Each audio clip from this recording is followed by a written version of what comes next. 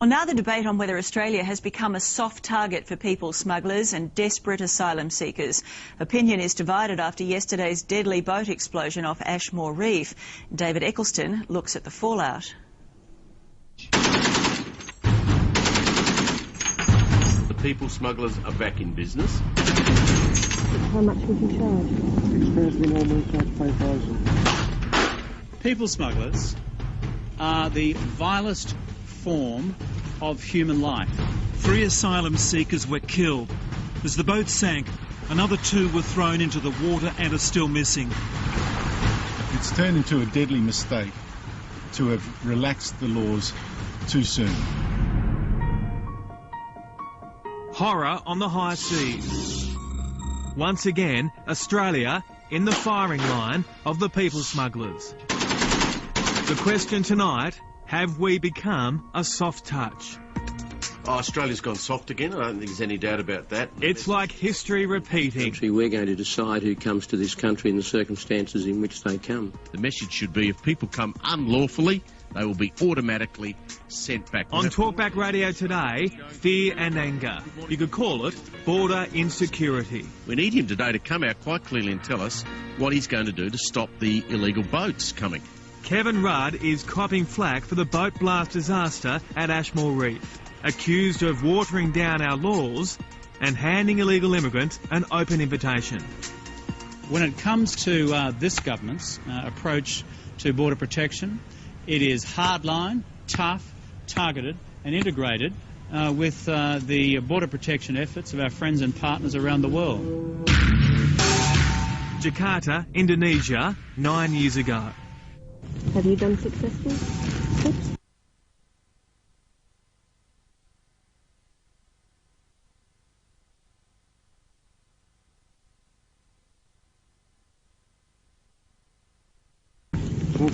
To Australia? Almost 2 years. We exposed the snakeheads, people smugglers, cashing in on the desperate. If he goes by boat, where does he go to? Ashmore Reef? That's where most go. Is it so? Yes. Says you brought people into Australia illegally.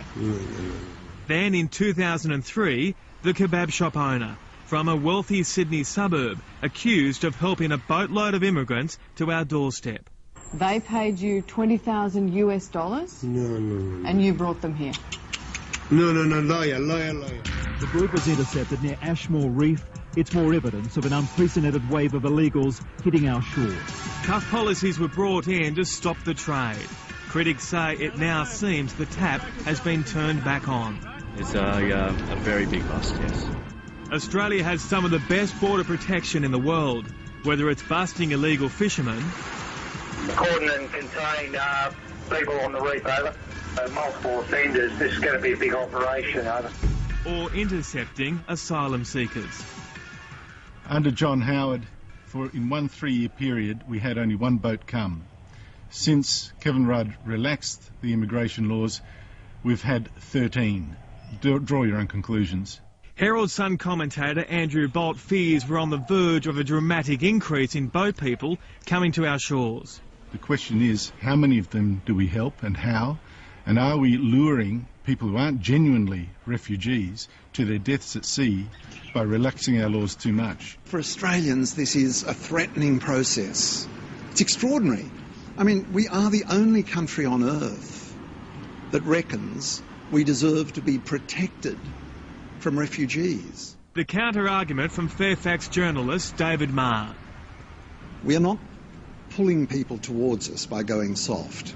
They're being pushed towards us by the horrible conditions that exist in our region of the world. They're so scared of making a mistake like Tampa or like children overboard that they're doing nothing. Radio commentator Steve Price says it's time for the Prime Minister to toughen up.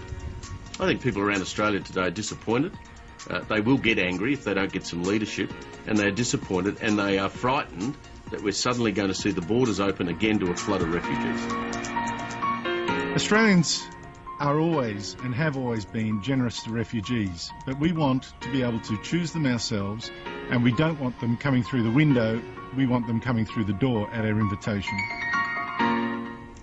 And the death toll from yesterday's explosion remains at 3, but another 2 people are still missing and some of the injured are not expected to survive.